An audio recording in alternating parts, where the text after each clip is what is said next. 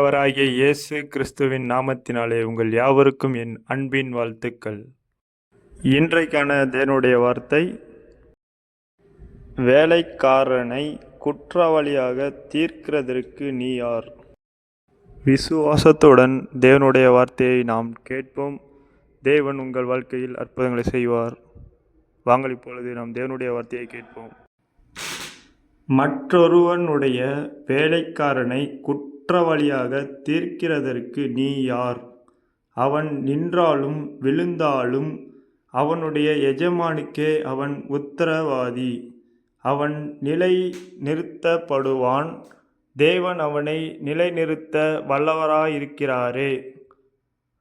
ரோமர் 14:4.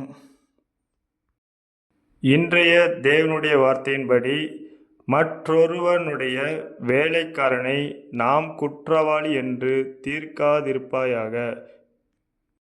இன்றைய தேவனுடைய வார்த்தையை விசுவாசத்துடன் பார்த்த கேட்ட உங்கள் யாவரையும் தேவன் தாமே ஆசீர்வதித்து உங்களை பெருகவே பெருக செய்வார்.